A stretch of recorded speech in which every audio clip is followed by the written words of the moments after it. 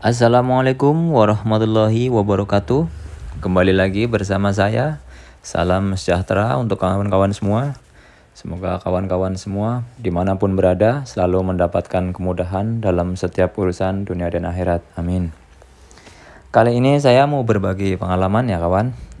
Seperti biasa, terutama untuk para pemula. Mari kita sama-sama belajar.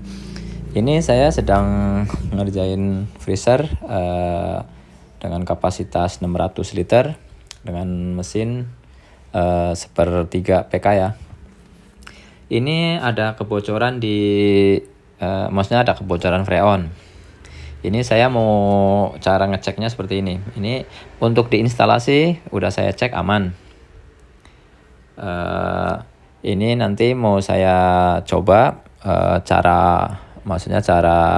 membedakan antara ada kebocoran di evaporator atau di kondensor ya. Nanti coba saya mau pertama-tama saya mau coba dengan cara divakum. Ini freon saya potong dulu ya untuk memastikan kalau freon itu benar-benar habis. Ini jangan gagal fokus sama tang yang karatan ya kawan. Karena habis kehujanan lupa nggak dibersihkan jadi langsung karatan. Nah itu udah saya potong untuk di pipa pembuangan, di filter, benar-benar udah nggak ada freon ya. Ini kalau untuk suara originalnya kenapa saya kecilin karena pada saat saya ambil video berisik banget ya. Jadi nanti pada saat saya isi suara nanti nggak kedengaran juga karena saking berisiknya di luar.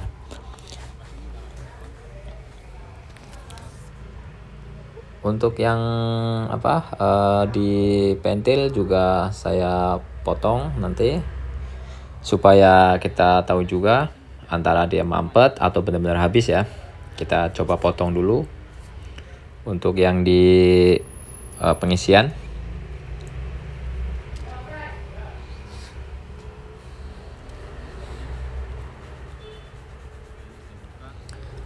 Untuk diinstalasinya sudah saya ya karena memang mungkin nggak ada tekanan ya. Jadi memang pada saat saya cek nggak ada minyak sama sekali, kering.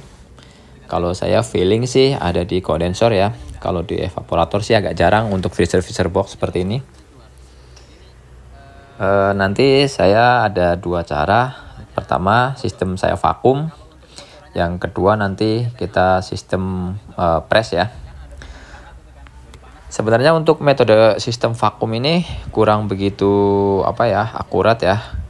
Karena gini, kalau misalnya dia bocornya kecil sekali ya, kalau sistem vakum nggak bisa. Karena dia nanti pada saat kita vakum antara angin yang di dalam sudah habis atau masih itu kadang sulit membedakan ya. Jadi lebih akurasinya sih di press ya.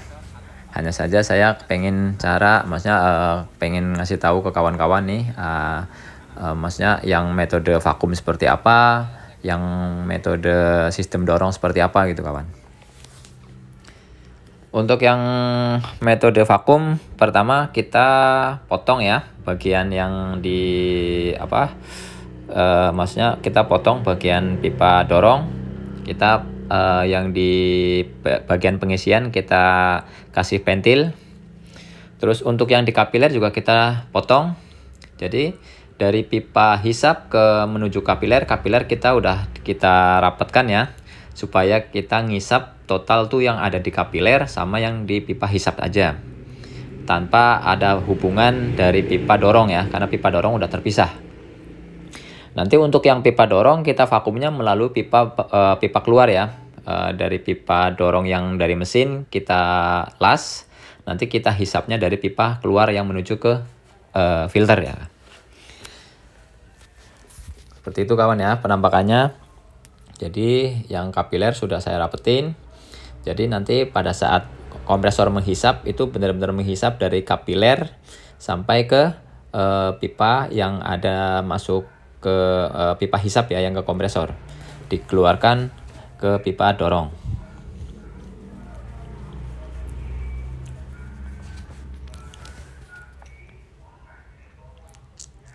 Untuk yang di pentil saya rapatkan ya, maksudnya udah terpasang, dipasang pentil, jadi udah nggak ada sistem hisap udara.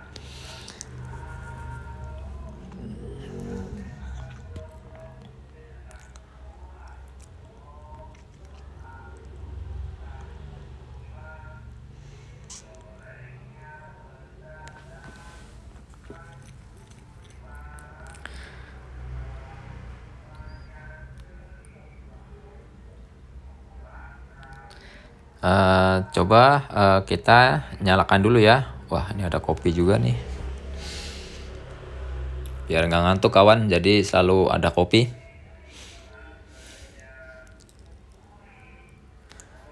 Ini sudah running ya. Memang seperti ini saya nggak bisa memastikan ke kawan-kawan ya, maksudnya nggak bisa memastikan karena saya nggak bisa ngasih pembuktian bahwa ini, oh ini benar, oh ini salah, nggak bisa ya. Karena memang begini kawan, maksudnya apalagi sistem yang saya dikeluarin ini kan dari pipa dorongnya kan besar. Jadi saya nggak bisa ngasih pembuktian lah intinya kawan-kawan. Tapi insya Allah saya maksudnya bikin video seperti ini benar-benar murni biar sama-sama yang ingin belajar itu sama-sama tahu gitu kawan. Saya nggak ingin maksudnya bikin video yang nggak ada guna, itu nggak seperti itu kawan. Jadi ini nanti video saya skip ya, karena proses pemakuman kan setidaknya kan 5 menit gitu kan. Coba nanti ini sekarang untuk prosesnya ini, proses ini ya, yang divakum itu dari yang awalnya nih ya, awalnya tuh yang dari kapiler sedot ke pipa hisap ya. Terus ini udah berapa menit saya skip, itu benar-benar udah nggak ada angin ya. Nah, udah dijamin nggak ada angin. Nah, sekarang kita gantian vakum yang dari pipa dorong ya. Pipa dorong kita hisap. Pipa dorong kita hisap gitu.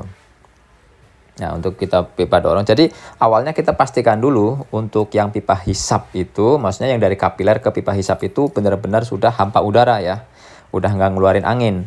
Setelah dipastikan yang pipa hisap itu udah dari pipa kapiler ke hisap itu udah nggak ada angin, kita baru coba kita dorong, maksudnya kita coba vakum yang di pipa dorong, begitu. Nanti kalau memang pipa dorong maksudnya nggak bisa, anginnya nggak bisa habis, nah berarti itu ada kemungkinan kalau untuk bocornya itu di bagian kondensor gitu kawan.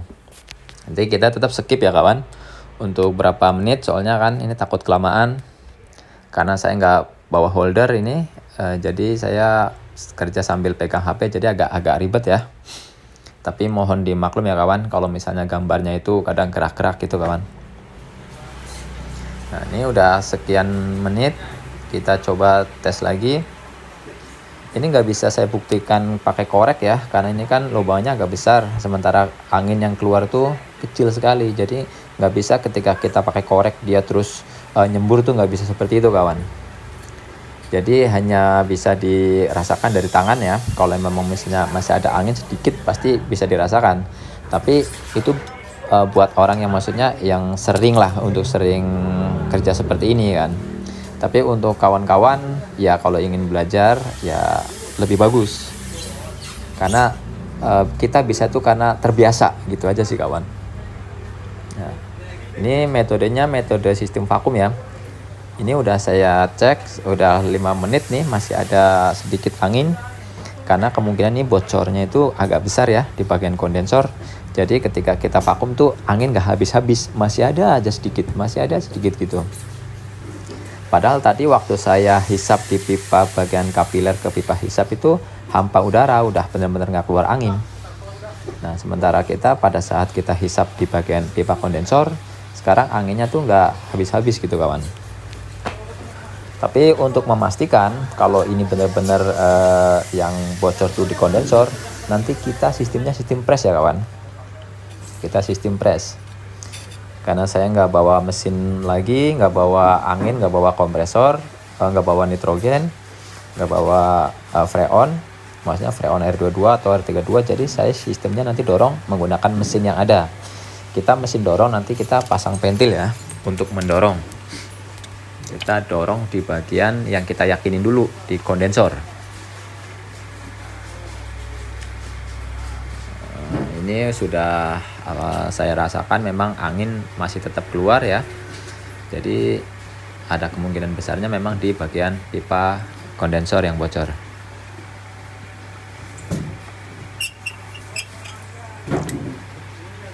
Nanti dipasang pentil dulu itu untuk pipa dorongnya ya. Kita skip lagi untuk untuk pengelasannya.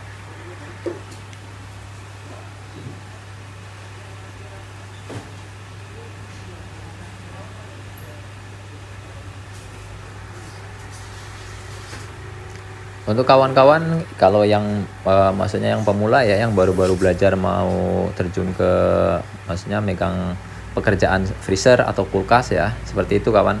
Ketika misalnya datang ngecek unit yang nggak ada freon, dipastikan instalasi dulu. Instalasi itu dipastikan dulu kalau itu nggak ada bocor di filter atau di penyambungan-penyambungan.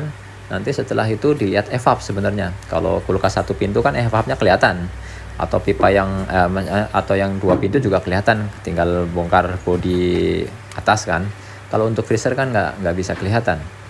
Tapi untuk kebocoran kebanyakan untuk freezer ataupun kulkas kebanyakan sih di kondensor ya kawan. Kalau selain di instalasi di kondensor, kalau di evaporator itu jarang lah ya. Termasuk kita jarang sekali nemuin evaporator itu bocor. Selain dia itu luka karena memang udah lama juga bisa jadi. Tapi untuk kondensor sering sekali sih.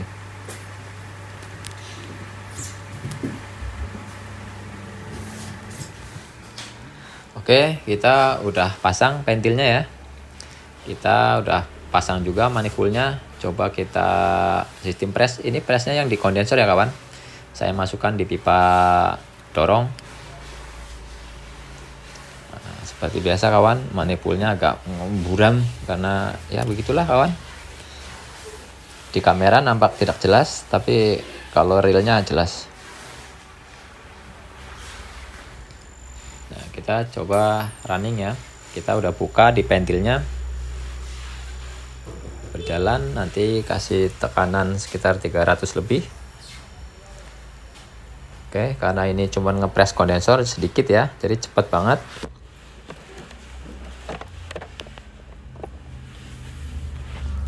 Langsung kita lepas saja. Kita perhatikan di jarum manifold ya. Kita tekanan pertama di saya sebutin aja ya karena ini agak kurang jelas, di sekitar 340 lah ya. Nih. Kita tungguin sebentar ini tanpa skip ya. Saya pengen mantau juga nih di 340 ya. Sepertinya ini menandakan kalau jarum itu turun ya. Ini manifold udah saya pastikan rapat ya. Karena udah pernah buat emasnya, udah saya rendam juga karena sering buat pengetesan, jadi manifold dijamin rapat.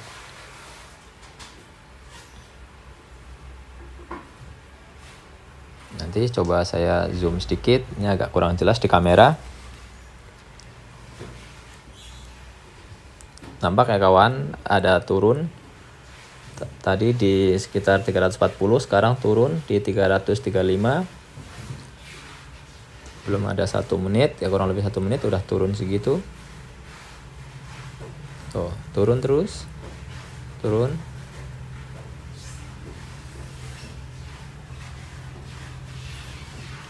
Kalau ada kebocoran di kondensor, untuk yang sering ya, maksudnya yang sering saya temuin, kebocoran di kondensor itu cenderung agak besar ya. Memang nggak sebesar semata-mata dia itu selubang jarum, nggak seperti itu. Cuma ini termasuk besar. Nah itu turunnya udah cepet banget itu. Dari 340 sekarang udah 300, sekitar 325. 15 PSI sendiri dalam waktu kurang lebih 1 menit itu udah termasuk cepat sekali kawan. Nah ini udah dipastikan yang feeling saya tadinya di kondensor memang betul di kondensornya kawan. Tapi untuk perbaikan, maksudnya untuk penggantian kondensor ini nanti dibikin kondensor luar ya. Hanya saja memang hari ini saya nggak bawa kondensornya. Next time lagi saya buatkan lagi. Saya maksudnya bikin video pemasangan kondensornya. Ini hanya untuk pengecekannya dulu kawan ya, mengenai metode pengecekan kebocoran freezer menggunakan sistem hisap dan sistem dorong. Dan lebih akurasi di dengan sistem dorong ya kawan. Sebenarnya kalau untuk press kulkas atau freezer itu, atau apalagi di bagian evaporator ya, jangan sekali-kali dikasih beban yang terlalu tinggi, tekanan yang terlalu tinggi kawan. Karena evaporator di bagian freezer evaporatornya itu banyak ininya aluminium ya. Jadi takut kurang pada saat kita kasih tekanan dia jebol kawan. Jadi diusahakan menggunakan pipa tekanan yang rendah aja. Cukup video dari saya, semoga bermanfaat. Wassalamualaikum warahmatullahi wabarakatuh.